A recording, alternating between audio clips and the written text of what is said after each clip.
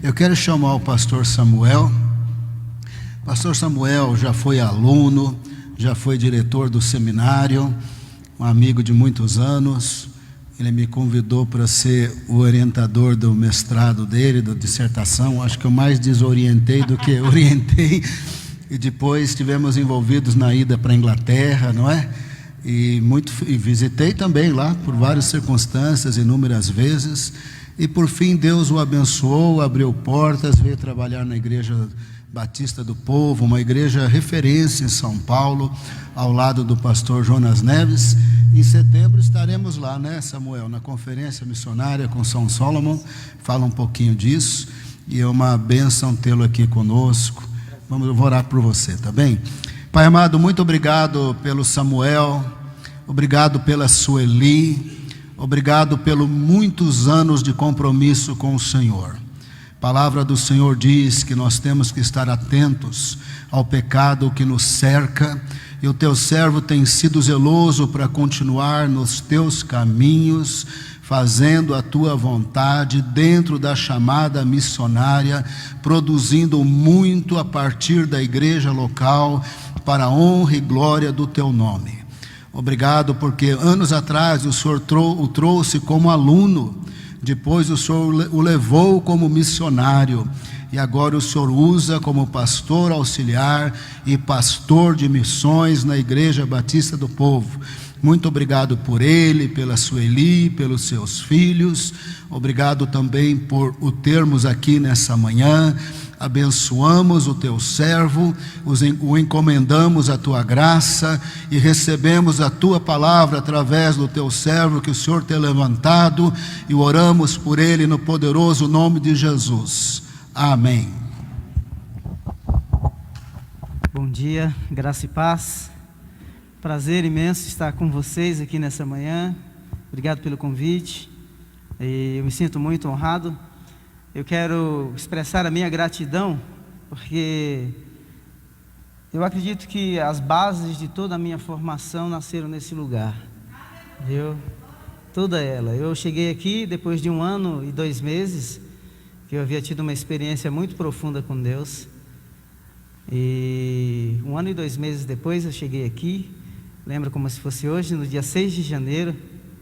Cheguei um pouquinho mais cedo, de 1996.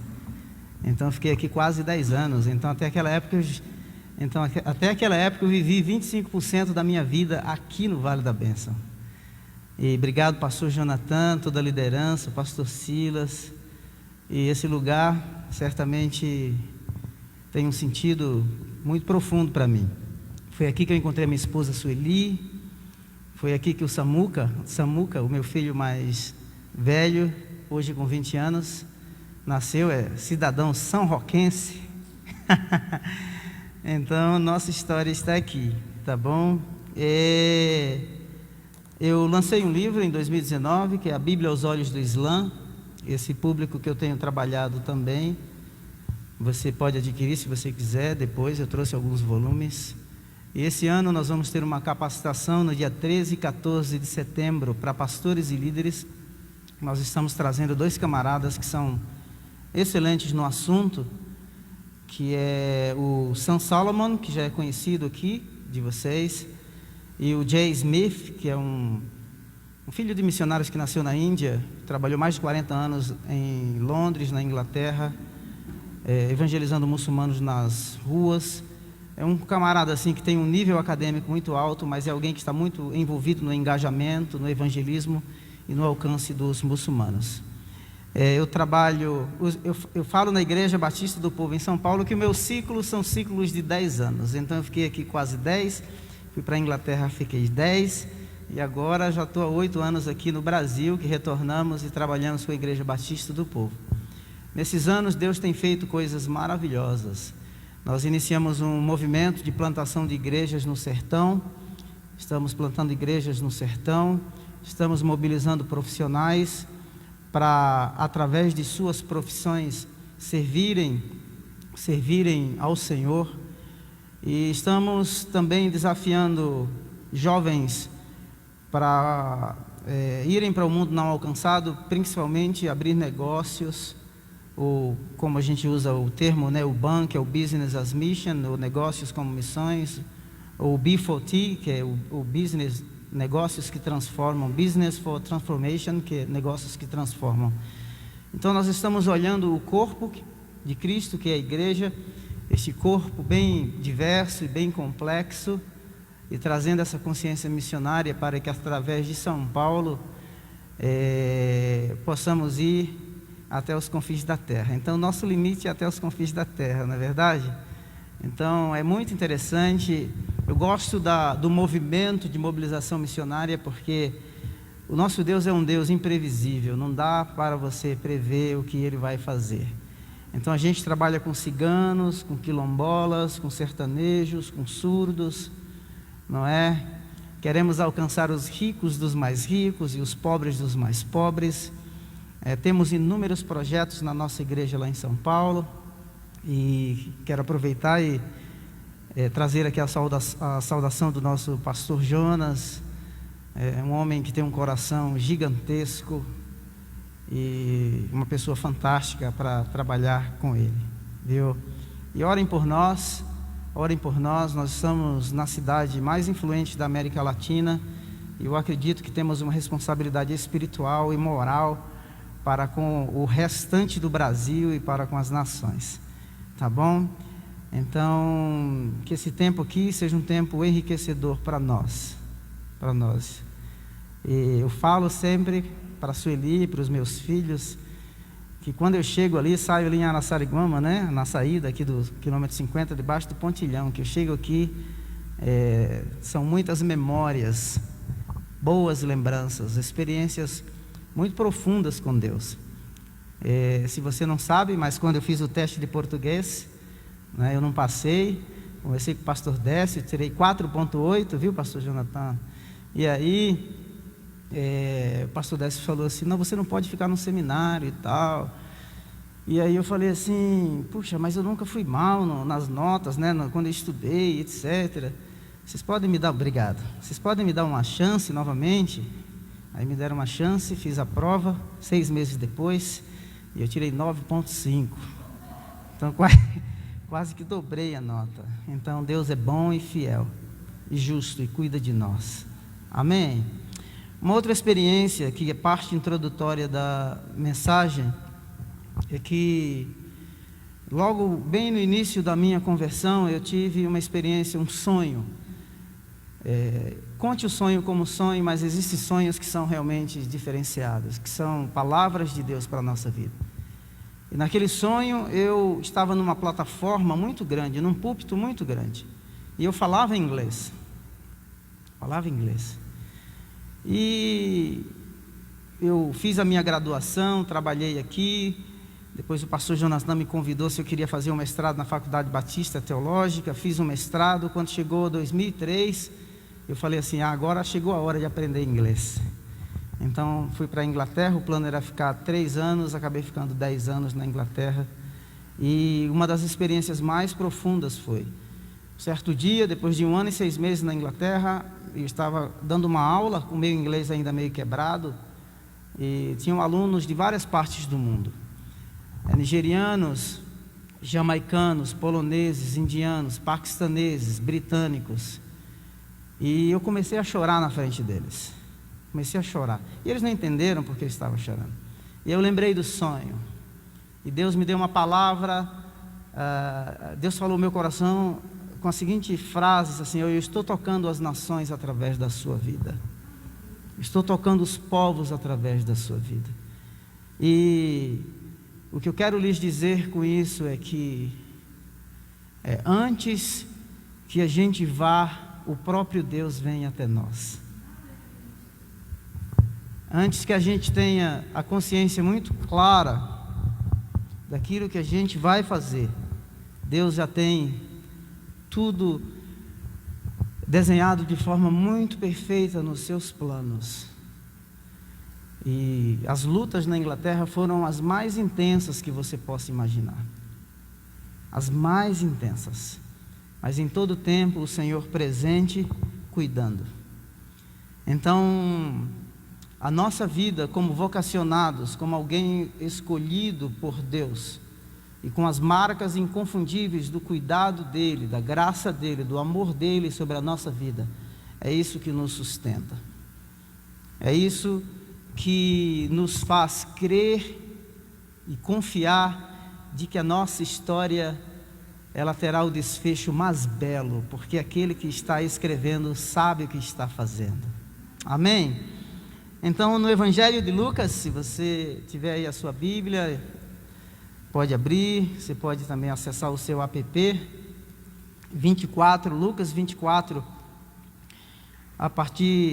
enquanto você acha aí, eu fui ordenado aqui, viu, pelo pastor Jonathan, no dia 10 de dezembro de 2000, e pastor Fernando, que eu acredito que ainda está nos Estados Unidos, não é? E foi ordenado ao ministério pastoral aqui nessa casa. Então, é uma honra imensa sempre voltar. E temos essa parceria, né, pastor Silas? Já caminhando há algum tempo, engajados também no Ministério de Evangelização do Sertão. E é isso, estamos juntos na obra do Senhor. Verso 47, Lucas 24, 47 diz assim: e que em seu nome se pregasse arrependimento para remissão de pecados a todas as nações, começando em Jerusalém. Vocês são testemunhas destas coisas. Eis que envio sobre vocês a promessa de meu Pai. Permaneçam, pois, na cidade, até que vocês sejam revestidos do poder que vem do alto. Então, quando nós olhamos aqui o contexto, foi um contexto de morte, o contexto de ressurreição. Jesus reaparece aos seus discípulos depois de 40 dias. E é interessante nós pensarmos, do ponto de vista da missão, que antes deles irem a algum lugar, o próprio Cristo se reaproxima deles. Quando lemos Atos 1:3, depois de seu sofrimento, Jesus apresentou-se a eles. É interessante nós pensarmos que os seguidores de Jesus, os discípulos, aqueles que estavam mais próximos, que viram tantas coisas lindas acontecerem, aqueles homens agora estavam dispersos, cada um voltando para a sua cidade, outros retornando para a sua profissão. O quadro era o mais sombrio, o mais melancólico, mais depressivo que você possa imaginar. Medo tomava conta do coração daqueles homens.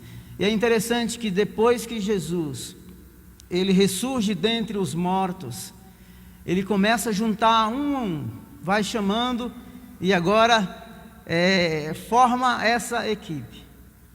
O que é importante para nós pensarmos nesta manhã, que pode ser que ao longo da nossa vida, a gente se fragmente, a nossa vida se torne fracionada, e aspectos da nossa vida estejam apartados, por situações que sejam, situações difíceis com as quais nós não sabemos como lidar, desnorteados. Foi o que aconteceu com este homem. Quando você lê o Evangelho de Lucas, o capítulo 24 completo, você vai perceber o quadro daqueles dois discípulos que estavam no caminho de Emaús. A notícia que eles viviam era a notícia da morte, da sexta-feira. Jesus já havia ressuscitado, mas o momento em que eles ainda estavam vivendo era o momento da morte.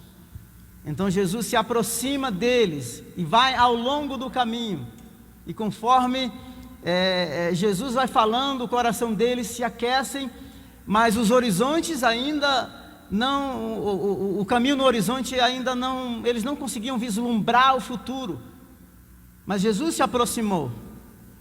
Então veja que antes deles irem a qualquer lugar, o próprio Deus veio até ele. Lembra-se da história de Moisés no cume do monte, depois de 40 anos vivendo no Egito, 40 anos no deserto. Aquele dia era um dia distinto, e Deus se revela a ele chamando: tire a sandália dos seus pés, porque A terra, o lugar onde você pisa é terra santa.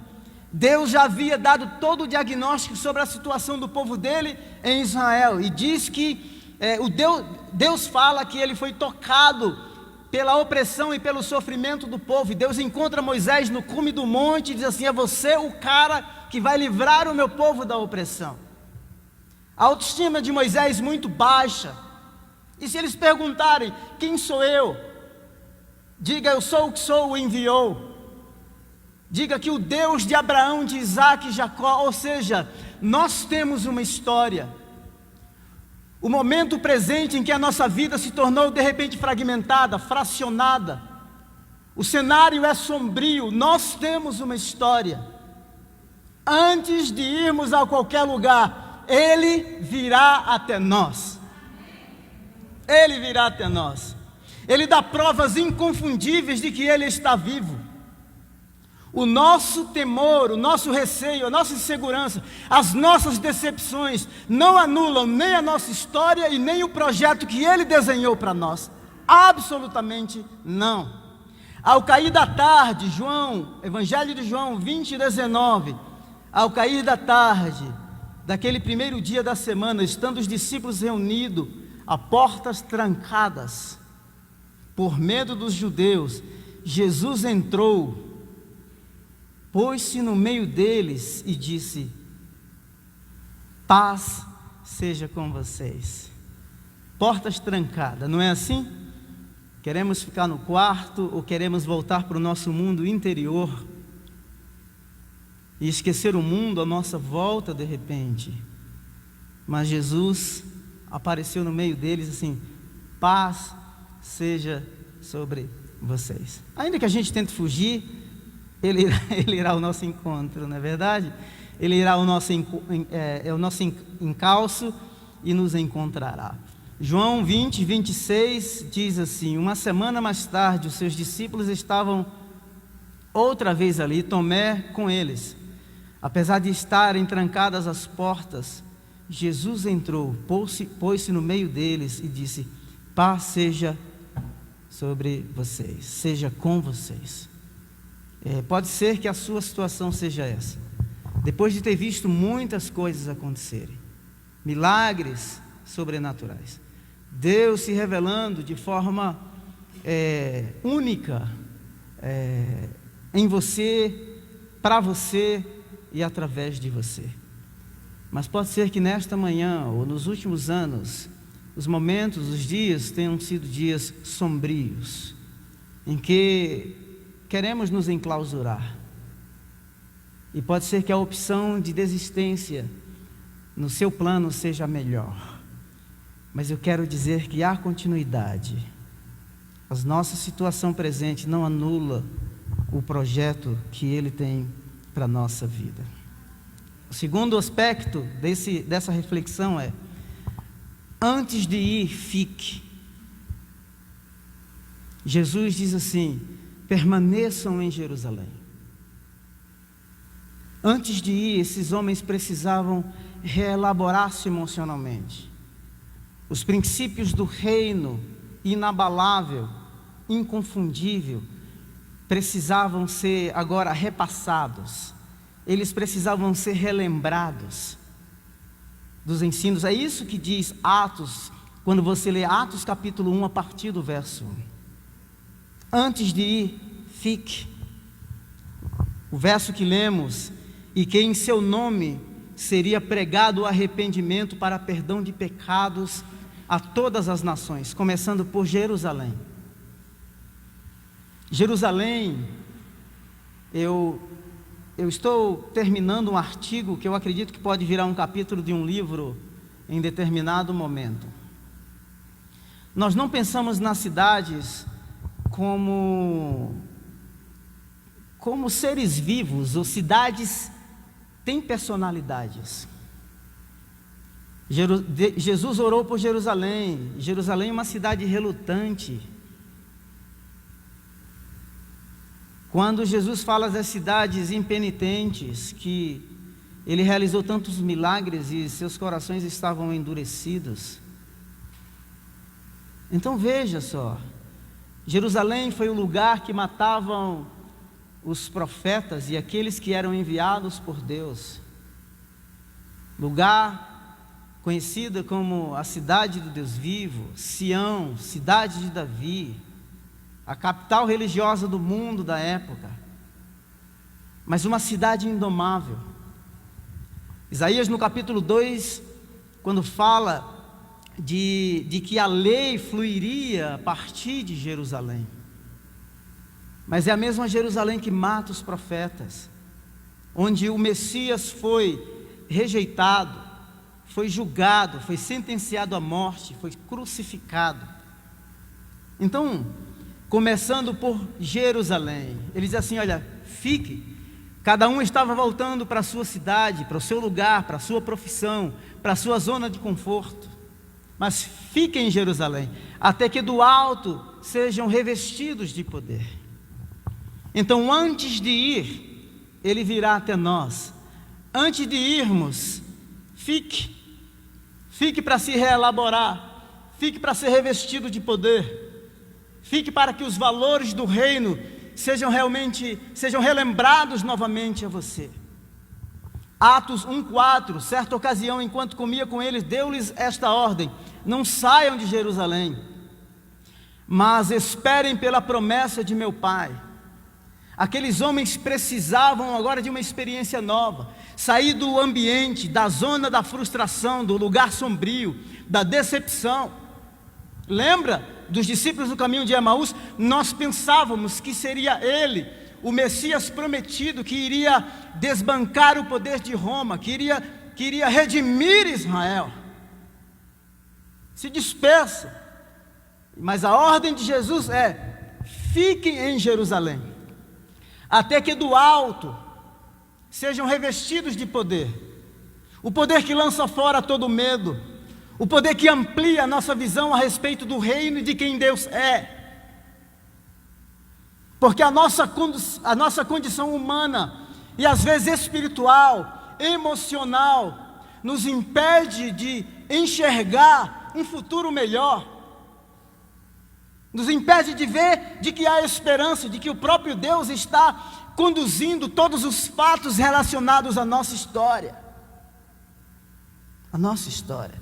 Jerusalém, a cidade indomável, que rejeita o Messias, que julga o Messias, é nela mesma em que 16 nações vão experimentar, quando o Espírito Santo é derramado no cenáculo. Os discípulos estavam reunidos, esta mesma cidade que se rende aos pés do Senhor. Foi no lugar da vergonha, do julgamento, que o Messias é glorificado e é honrado. Antes de ir, ele virá até você. Antes de ir, fique na cidade. Antes de ir, reúnam-se em um só lugar. Não é fácil juntar, nós que trabalhamos com liderança, não é? Com líderes, como é difícil juntar perfis, personalidades. Às vezes como é difícil chegar a um ponto comum. Veja só o que Deus está fazendo por meio do Espírito Santo na vida desses homens. Primeiro ele chega, ele aparece, ele reaparece. Deus os acolhe. O terceiro ponto é: reúnam-se num só lugar. Quando chegaram, subiram ao aposento onde estavam hospedados. Achavam-se presentes Pedro, João, Tiago e André, Filipe, Tomé, Bartolomeu e Mateus, Tiago, filho de Alfeu, Simão o Zelote e Judas, filho de Tiago. Estavam dispersos, agora estão num só lugar. Cada um tinha suas preferências, cada um tinha a sua área de expertise, cada um operava com os dons de forma diferente. Um zelote era um guerreiro que não pensava duas vezes em recorrer à espada. Homens impulsivos, alguns mais melancólicos, juntos. Somente Deus tem a capacidade de juntar uma equipe tão diversa, com perfis tão diferentes, porque por nós mesmos nós não conseguimos estabelecer essas conexões. Nós precisamos da graça de Deus. Amém? Atos 1:6. Então os que estavam reunidos lhe perguntaram: Senhor, é neste tempo? Eles estavam juntos. Tem hora que nós temos que colocar as nossas vaidades, o nosso ego, as nossas pretensões, as nossas ideologias. Está aqui muito claro no verso 6 que o conceito que os discípulos tinham sobre o reino de Deus era um conceito de um reino terreno, e alguns até queriam a melhor posição. Quando o Senhor tomar o reino de Roma, desbancar Roma, estabelecer um reino político, concede-me que eu sente à tua direita e o outro aqui à sua esquerda. Apesar da nossa conversão e da nossa experiência com Cristo, pode ser que a gente tenha ainda conceitos equivocados sobre Deus, quem Ele é, as formas e as maneiras como o seu poder opera. Então os que estavam reunidos lhe perguntaram: Senhor, é neste tempo que vais restaurar o reino geográfico, um reino geográfico? A resposta é: vocês serão as minhas testemunhas, tanto em Jerusalém, Judéia, Samaria e até os confins da terra. O conceito de reino é ampliado, o conceito de povo é ampliado. Ou seja, porque nos juntamos, porque Ele está nos unindo para cumprir um propósito único, é que o nome dEle seja honrado e glorificado em todas as nações. As nossas vidas, os nossos perfis, as nossas personalidades precisam se ajustar dentro deste propósito. Atos 2:1. Chegando o dia de Pentecostes, estavam todos reunidos num só lugar. Veja o que queriam fugir, cada um para a sua zona de conforto. Agora eles estão num só lugar. Eles não foram anulados. Pedro não deixou de ser o Pedro impulsivo, não, mas estavam ali, juntos. Atos 2:44. Todos os que criam mantinham-se unidos e tinham tudo em comum. Aquilo que nos une é muito mais forte do que aquilo que nos separa. Lembra a igreja de Coríntios, capítulo 1, 2 e depois 3? Alguns diziam: eu sou de Paulo, eu sou de Apolo, eu sou de Cefas. Paulo vai dizer assim: olha, ele vai desconstruir este pensamento de uma igreja fragmentada. Ele vai dizer assim: olha, eu não morri por vocês. Acaso eu fui crucificado por vocês? Não, eu não fui chamado para batizar. Batizei somente alguns. Então, através dos dons e das habilidades que Deus nos deu para servir o corpo, nós somos chamados a estarmos juntos. Porque o maior não é aquele que semeia ou aquele que rega, mas o maior é aquele que dá o crescimento, aquele que opera tudo em todos, aquele a quem pertence tanto o querer o quanto o efetuar. Antes de ir, unam-se em oração. Veja só que eles estavam trancados num só lugar. Às vezes a nossa tendência a olhar para o mundo do primeiro século e pensar que o mundo do primeiro século é muito diferente do nosso, e não era. As relações sociais eram complexas, as relações políticas eram complexas. O mundo globalizado daquela época era Roma.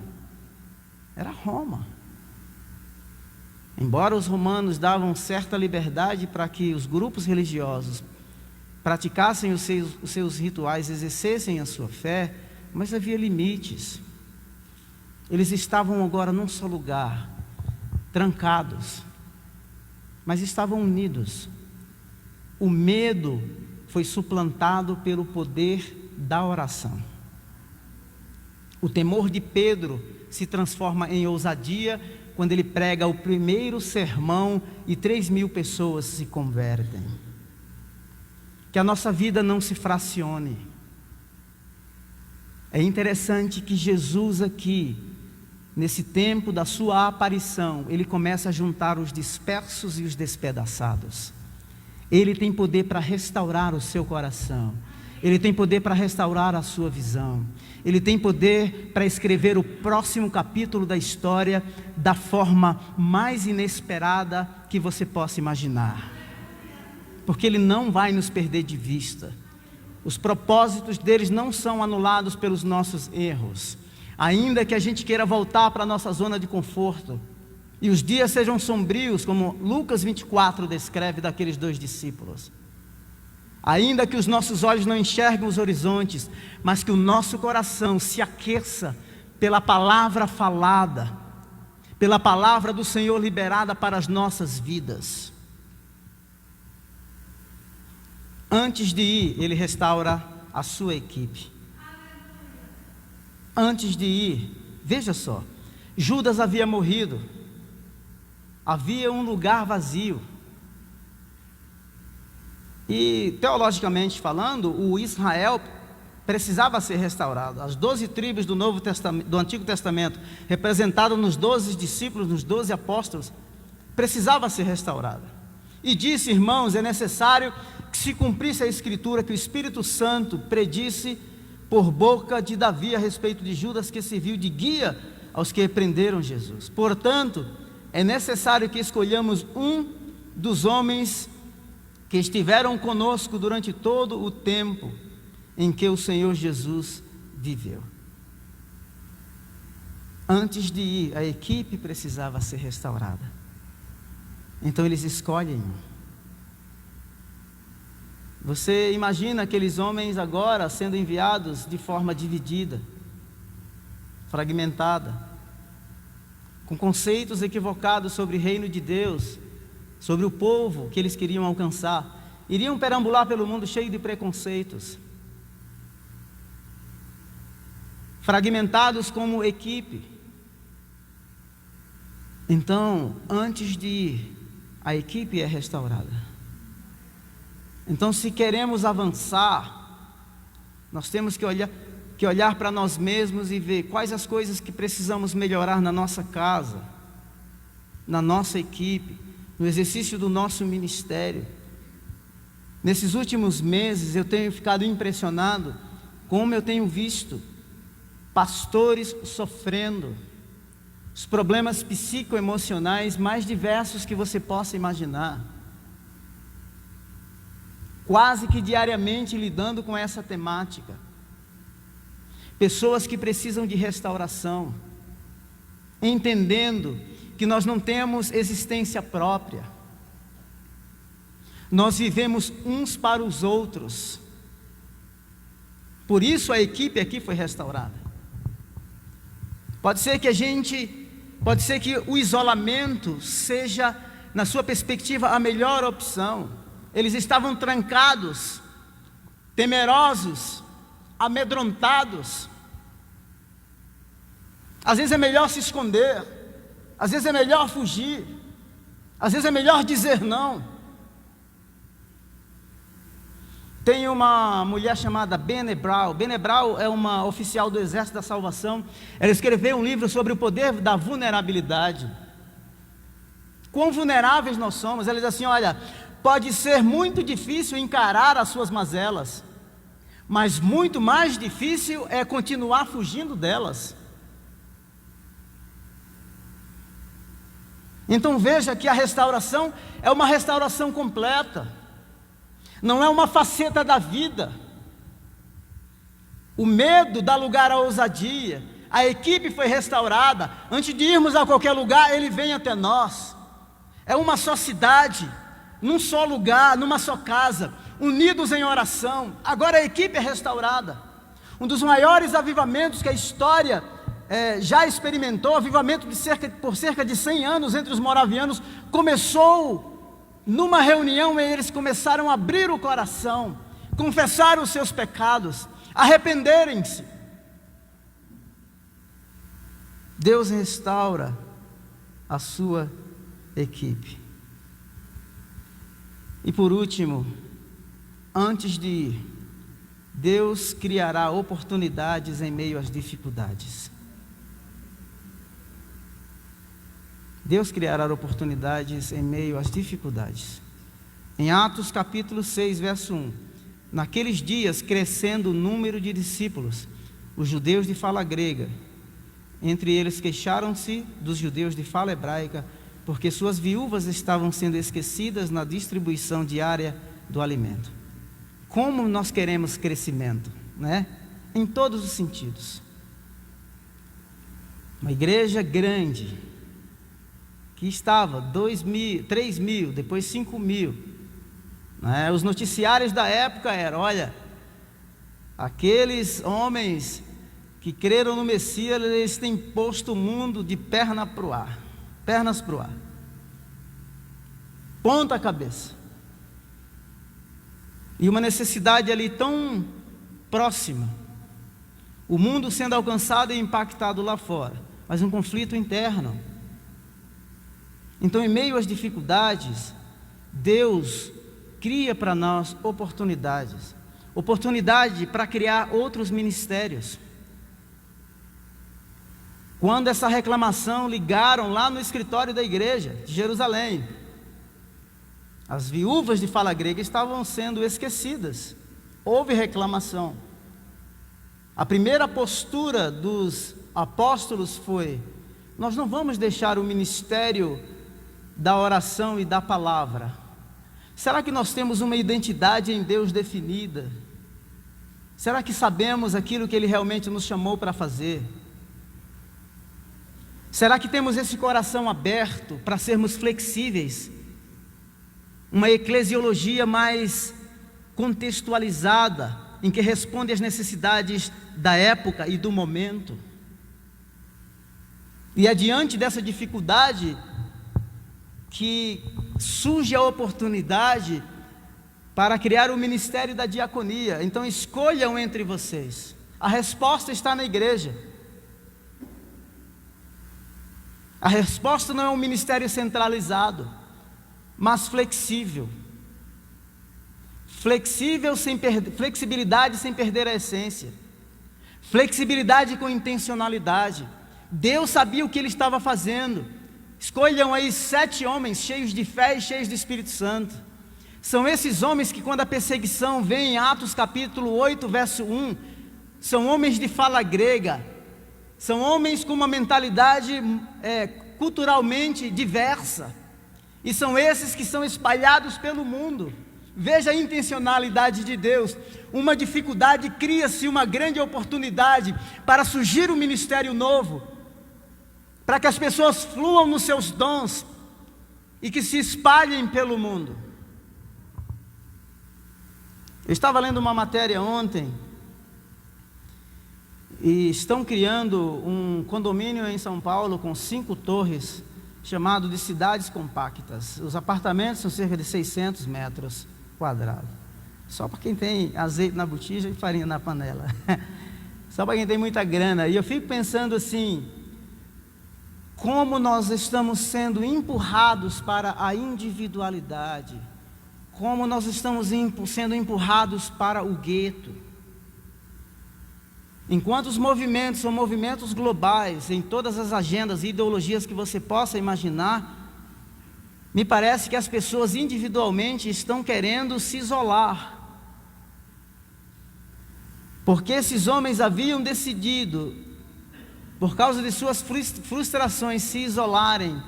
Deus, por meio do Espírito Santo, foi e os arrancou do isolamento e os enviou para o mundo. Antes de irmos, Ele virá até nós. Antes de irmos, que a gente permaneça para sermos reelaborados, para que os valores do reino de Deus sejam reafirmados, unidos numa só casa, unidos em oração, tendo a equipe restaurada, e Deus criando oportunidades em meio às dificuldades, para que a gente sempre se lembre que em toda e qualquer circunstância Ele continua cuidando de nós. Amém? Vamos orar? Se coloque em pé um pouquinho. Obrigado, pastor Silas, pastor Jonathan, toda a liderança da igreja. Se você quiser adquirir o livro, você pode me procurar, eu tenho alguns aqui no final, tá bom? Lembro-me, pode ser que... Lembro-me da história do Francimar. O Francimar é o líder da comunidade quilombola, lá em São Bento, onde nós temos um projeto maravilhoso. E eu fui fazer uma pesquisa naquele quilombo, lá no sertão da Paraíba, na cidade de São Bento, conhecida como a capital mundial das redes. E eu fiz algumas perguntas para o Francimar, sim, uma pesquisa muito informal, sem papel, para que eles não se assustassem. E depois de um ano eu voltei naquele quilombo, e eu perguntei para o Francimar: Francimar, você acreditava de que nós iríamos voltar aqui? E o Francimar disse assim: Samuel, todas as manhãs, quando eu estava trabalhando na roça, todas as manhãs, era como se uma voz me dissesse assim: eles vão voltar, eles vão voltar. Eu queria que nós orássemos nesse sentido. Pode ser que o cenário nessa manhã seja o mais sombrio, mas eu quero dizer que Ele virá. Ele virá e nós experimentaremos algo novo da parte dEle. Senhor, muito obrigado por essa manhã. Que o Teu nome continue sendo exaltado, glorificado. O Senhor conhece a necessidade de cada coração que está aqui. O Senhor conhece cada vocação. O Senhor conhece, Deus eterno, o nosso deitar e o nosso levantar. Nós Te damos toda a honra, toda a glória e todo o louvor. Nós reconhecemos que existem situações e circunstâncias com as quais nós não sabemos como lidar. E o que nós queremos muitas vezes é voltar para a nossa zona de conforto. É estarmos trancados num lugar. O contexto às vezes é como se o medo estivesse tomando conta de nós. É como se a depressão quisesse sempre nos empurrar lá para o fundo do poço, para o abismo. Por isso, nesta manhã eu oro em nome de Jesus. Em nome de Jesus. Venha o Teu reino, venha o Teu governo. Que os nossos sentimentos, as nossas emoções sejam reelaboradas em Ti. Deus eterno, apesar de muitas vezes o diálogo ao longo do caminho, como foi o daqueles discípulos, é da melancolia. O cenário ainda que vivemos ao longo do caminho, às vezes é o cenário da sexta-feira, é o contexto da morte, é o contexto da humilhação. Por isso pedimos: vem até nós. Queremos que o nosso coração volte a arder.